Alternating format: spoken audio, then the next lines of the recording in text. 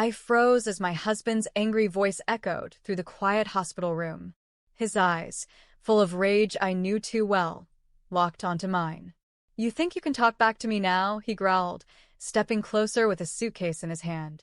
I was too weak to move, my body drained from weeks of dialysis, stuck in bed. Suddenly, he raised the small suitcase and, without warning, slammed it against the side of my head. The blow felt like a gunshot inside my skull. I gasped and clung to the bed rail, my fingers shaking. The IV in my arm pulled painfully as I twisted in shock. Then I heard the terrified scream of my son, just before the door burst open and footsteps rushed in. Was this how it would end? Hurt and helpless in a hospital bed, betrayed by the man who once promised to protect me? Hello, my name is Sarah Miles, and I'm 42 years old. For most of my adult life, I was a housewife. I lived in West Haven, a quiet city that from the outside seemed full of charm and calm. I was married to a man named Daniel, and together we had a 7-year-old son named Alex. To anyone looking in from the outside, we looked like the picture-perfect family. Daniel had a stable job in logistics, I managed the home, and Alex was a sweet, smart little boy who loved to read bedtime stories with me and draw spaceships on the walls of his room with washable markers. It seemed ideal, even enviable, but like many illusions, it was built on something fragile and false. Daniel and I met through mutual friends at a backyard barbecue. He was confident, polite, and said all the right things. He smiled easily and made people laugh. I still remember how he held out a plate of grilled chicken to me and joked, "Good food and good company. How could I not fall in love today?" I laughed then, not knowing how that one interaction would shift the course of my life. Within a year, we were married. I had been working as a marketing assistant at the time, but Daniel told me he wanted us to have a traditional household, one where he worked and I stayed home to raise our children. I gave up my job and my independence for the dream he promised. At first, it felt like the right decision. He brought flowers on Fridays, made breakfast on weekends, and told me often how lucky he was to have me. I believed him. But as time went on, things began to shift. The warmth in his voice cooled. The smiles came less often. The small gestures disappeared entirely. Daniel no longer asked about my day. He began speaking to me in commands rather than conversations: when to serve dinner, when to have laundry done, why the dishes weren't stacked the way he liked. If I tried to express how I felt, he would scoff and say, "You're a housewife, Sarah. What are you even stressed about?" I started shrinking inside my own skin. My thoughts became small. My voice, even smaller. But I stayed. I stayed because of Alex. I stayed because I believed Daniel's cruelty might be temporary. I stayed because the fear of breaking apart our family seemed heavier than the pain of staying silent. I convinced myself things might change. That maybe one day, the man who handed me that plate of grilled chicken would come back. But the truth was, that man never existed, not really. As the years passed, Daniel's emotional distance grew sharper and more cutting. It wasn't just silence or indifference anymore. It was criticism layered into everyday life. If dinner was late, he'd mutter something about how I had one job. If Alex made noise in the living room while he was on a call, he'd glare at me like I had failed to raise a decent child. If the laundry basket wasn't emptied exactly the way he liked, he'd sigh, slam doors, or walk past me like I didn't exist. I tried everything to keep the peace. I adjusted my routines to match his moods, kept the house pristine, and smiled through clenched teeth. But no matter how hard I tried, it was never enough for him. Daniel changed jobs frequently, blaming coworkers, bosses, or office politics for his inability to stay employed for more than a year at a time. Every time he lost a job, the tension at home thickened. He took out his frustration on me, saying I made things harder for him. "You don't understand what pressure is," he'd say. "You sit at home all day doing nothing. At least contribute by making my life easier." His words didn't just sting, they buried themselves in my bones. But what made it worse was how his behavior started affecting Alex. Daniel's temper, once reserved for me, began to spill over onto our son. If Alex left toys on the floor or spilled juice, Daniel would lash out, shouting or punishing him over small, innocent mistakes. I tried to intervene, to protect Alex as best I could, but Daniel would snap at me too. Maybe if you taught him some discipline, I wouldn't have to, he'd bark, as if fatherhood was a burden he had never signed up for. I stopped arguing.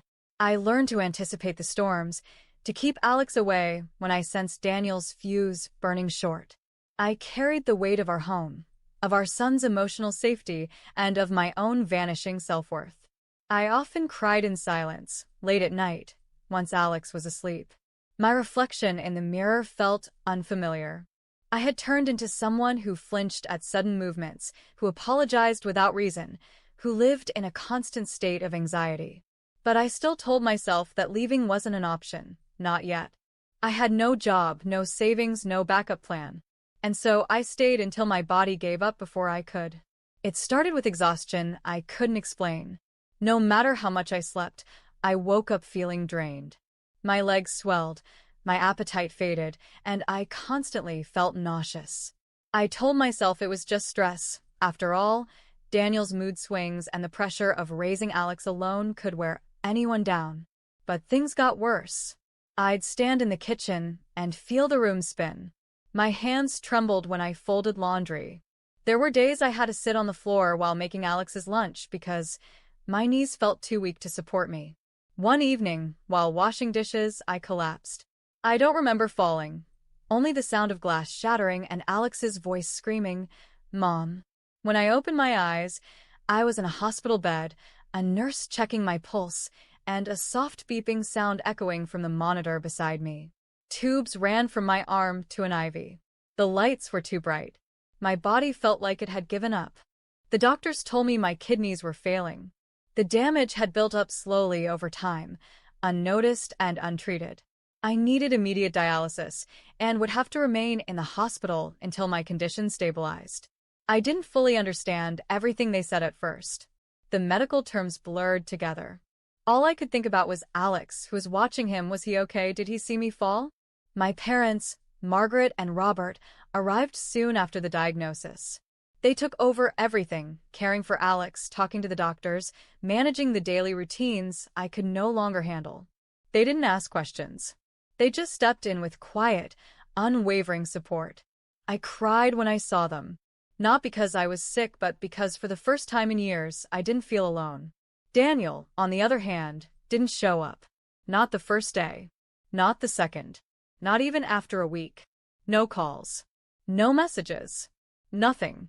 I had nearly died, and he didn't seem to care. A small part of me still held on to the hope that he'd walk through that door, worried, holding my hand, asking if I was okay. But hope, I was starting to learn, could be cruel. It was nearly the end of the third week when Daniel finally walked into my hospital room. I had just finished a dialysis session, and an IV was still hooked to my arm.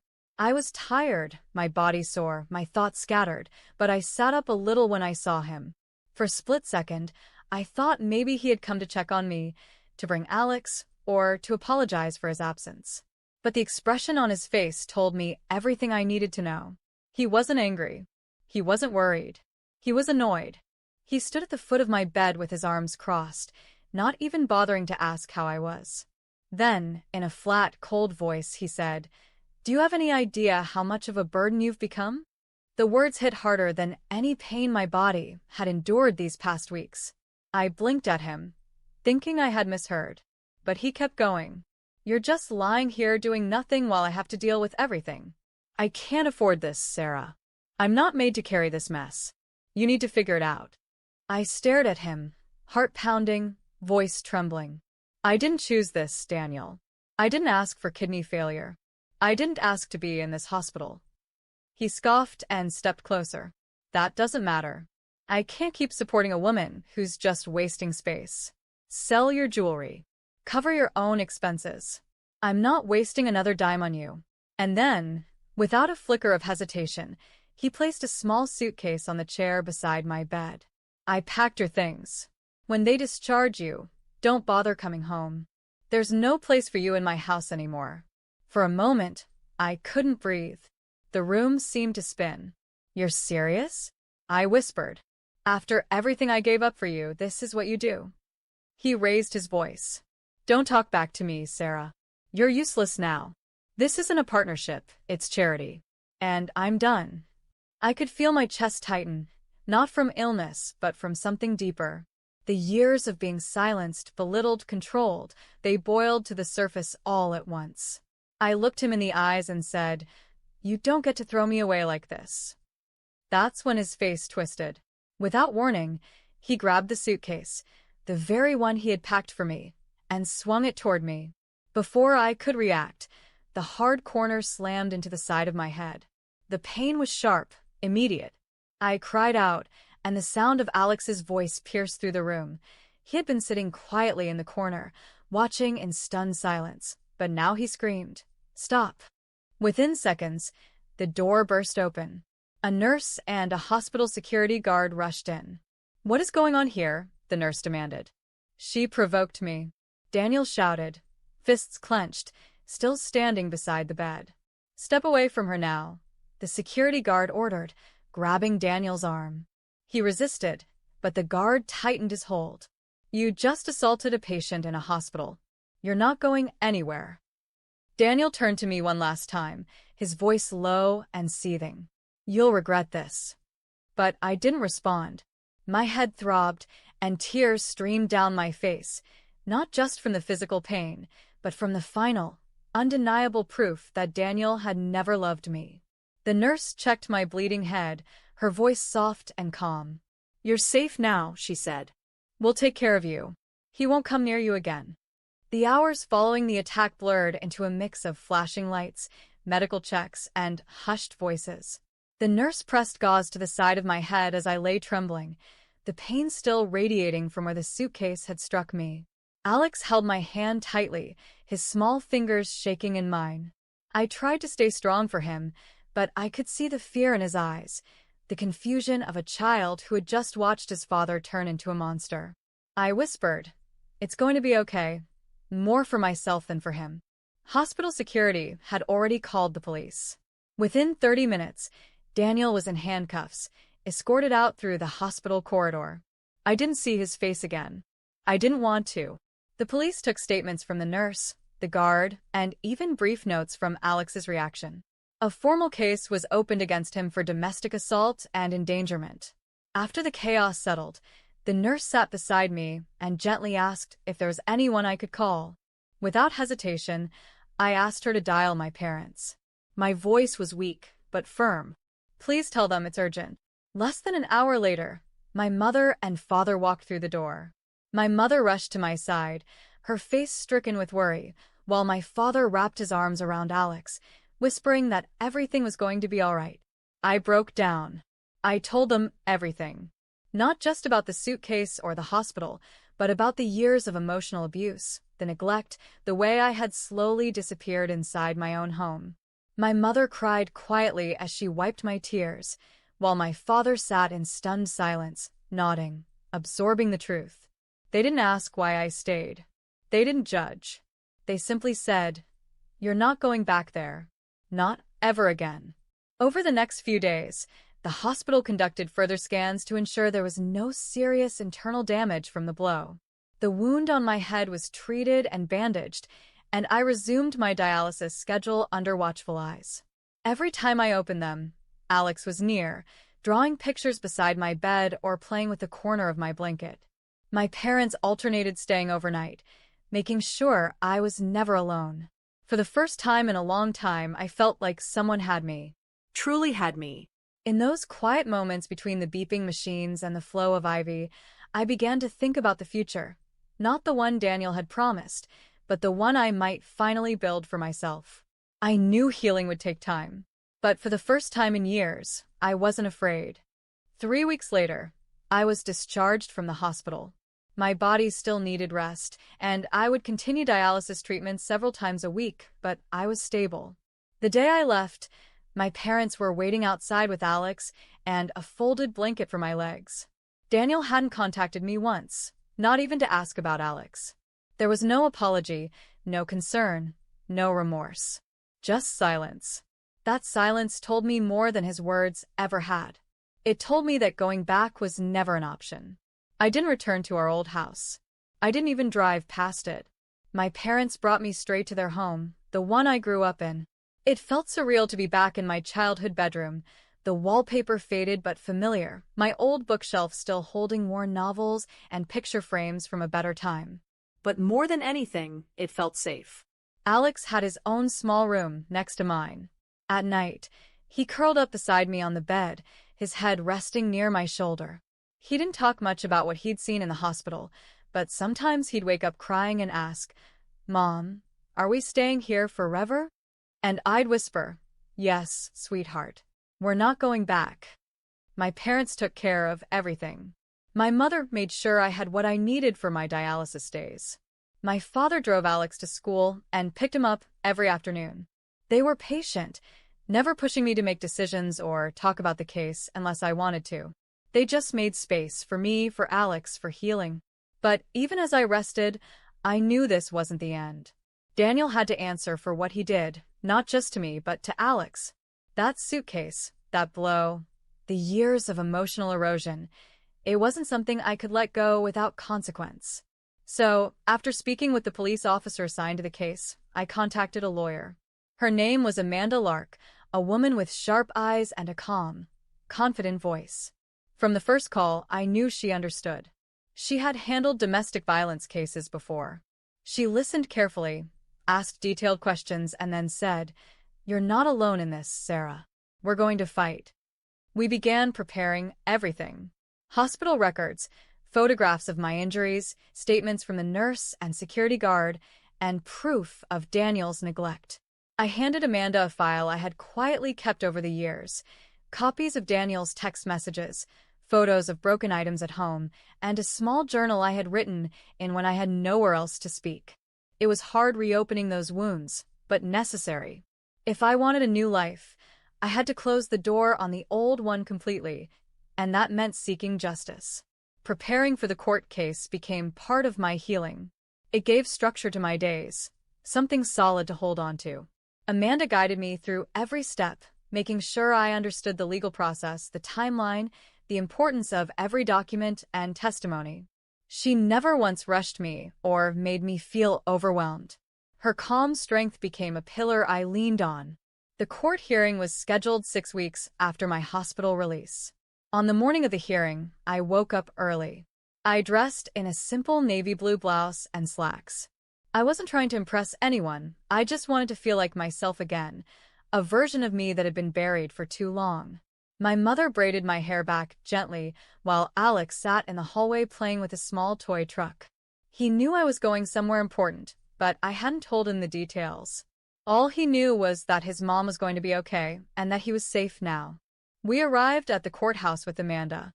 My parents sat in the gallery for support.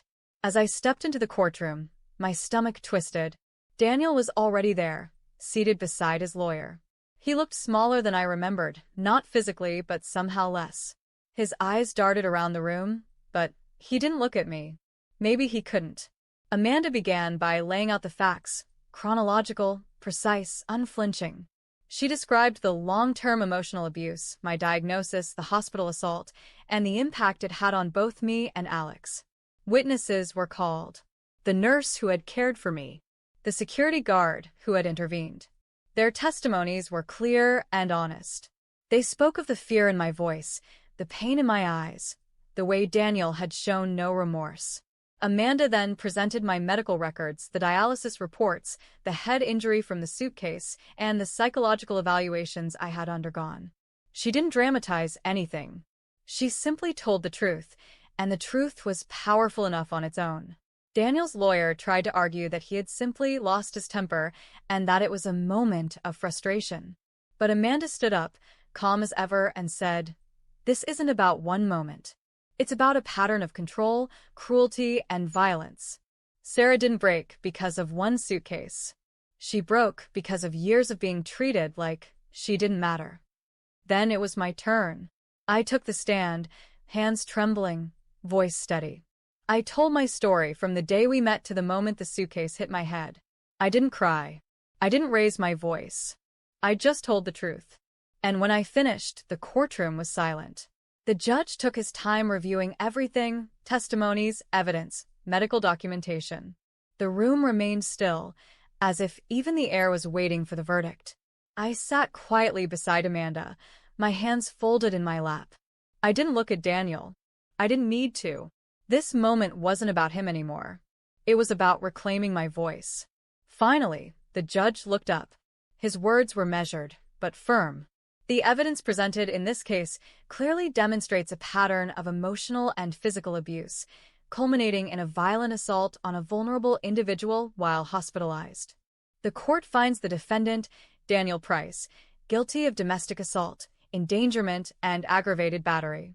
He is hereby sentenced to 18 months in state prison and ordered to pay restitution for the victim's medical and legal expenses. The sound of the gavel hitting the desk was like a final exhale, an end to a chapter one had once been too afraid to close. Daniel didn't speak. His lawyer leaned toward him, but he just stared blankly at the floor as officers moved in to escort him out. There was no last look, no apology, and I didn't need one. Afterward, Amanda turned to me and smiled gently. "You did it," she said. I nodded, but I wasn't smiling yet. There was one more thing to finish. 2 weeks later, my divorce was finalized. The court granted me full custody of Alex, along with protection orders ensuring Daniel could never approach us again. My name, once tied to a life of fear, was now free. I was no longer Sarah Miles, the wife of Daniel Price. I was just Sarah, mother, survivor, and now, finally, my own person. Walking out of the courthouse that day, the sun felt warmer. My parents stood waiting outside with Alex, who ran into my arms the moment he saw me. I picked him up, still recovering, still healing, but stronger than I had been in years. He smiled and asked, "Can we go get pancakes?" I laughed for the first time in what felt like forever. "Absolutely," I said. "We've earned it." Life after the trial didn't become perfect overnight, but it became peaceful, and that was enough. I stayed with my parents for a few more months while continuing my dialysis treatments and slowly regaining strength. Alex adjusted well to the new routine. He started smiling more, sleeping better, and asking fewer questions about Daniel. The nightmares faded. So did the fear in his eyes. I spent my days resting, helping Alex with schoolwork, and thinking about what came next. One evening, as I sat on the couch watching him color a drawing of our little family, just him, me, and my parents, I realized I didn't want to return to who I was before. That version of me, the one who bent and broke in silence, was gone. I wanted something new, something that belonged only to me. That's when the idea came, a cooking YouTube channel. It sounded small, maybe even silly at first, but I had always loved cooking. It had been the one place I felt creative, relaxed, and in control. My mother smiled when I told her. "Start it," she said. "You've always been good at bringing comfort to others through food." So I did. I named the channel Home with Sarah.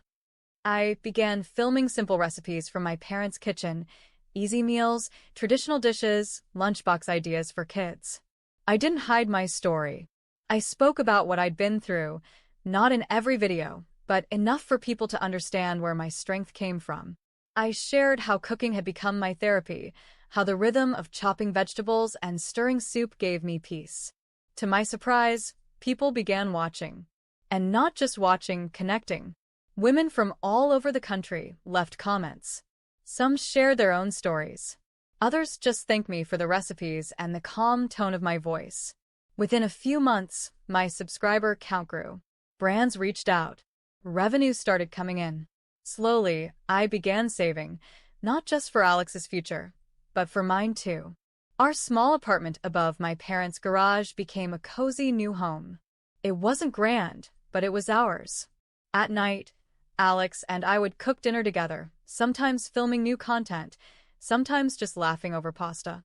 The fear that once ruled our lives had been replaced with joy, healing, and freedom. One night, after posting a new video, I sat beside Alex on the balcony as he pointed to the stars and asked, "Mom, are we going to be okay forever now?" I looked at him and smiled, not with uncertainty, but with truth. "Yes, baby, we already are." But even with all this peace, I felt something inside me say, "This is just the beginning." Months passed, and life began to feel calm again, but not quiet. My YouTube channel continued to grow, and with each new subscriber came messages from women who had stories like mine. Some were still stuck in silence. Others had left but didn't know how to begin again. I read their words late at night, sometimes with tears, sometimes with gratitude, always with a sense of responsibility. One evening, after uploading a simple chicken soup recipe, I sat staring at the comment section. Dozens of women had written, not about the food, but about their lives. How my story gave them strength, how my journey reminded them that they were not alone. That's when I knew I couldn't just move forward. I had to reach back. I started a weekly live stream called Sunday Evenings with Sarah. I didn't have fancy equipment or a studio, just my kitchen, a webcam, and honesty. I talked about fear, resilience, motherhood, recovery, and hope. I shared how I had once felt invisible and how small choices had brought me back to life. Sometimes women joined live. Sometimes they just listened. But every week, more and more hearts gathered, and slowly a quiet community began to form. I also began working with a local women's shelter. I cooked meals once a week for women starting over, just like I had. I sat with them, laughed with them, and sometimes simply listened. Giving back didn't erase my past, but it transformed it. My wounds became windows for others. My voice, once silenced, became someone else's comfort. Alex, now older and wiser than his years, once asked me why I kept helping strangers. I smiled and said, because once I needed someone to remind me I wasn't broken. And now I get to be that someone. As I stood in my kitchen, camera on, apron tied, and a warm dish ready to serve, both to my viewers and to my soul, I realized my story didn't end with survival. It began there. Thank you so much for watching this story. If you found it meaningful or inspiring, please don't forget to like the video and share your thoughts in the comments below. I'd love to hear your perspective and connect with you. If you'd like to hear more powerful and emotional stories like this one, make sure to subscribe to the channel and turn on notifications so you never miss a new upload. Your support truly means the world to me, and together we can create a community filled with strength, healing, and hope. See you in the next video.